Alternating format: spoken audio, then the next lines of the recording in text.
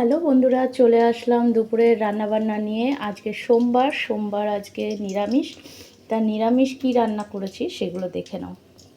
প্রথমেই বলি, এখানে ভাত হয়েছে।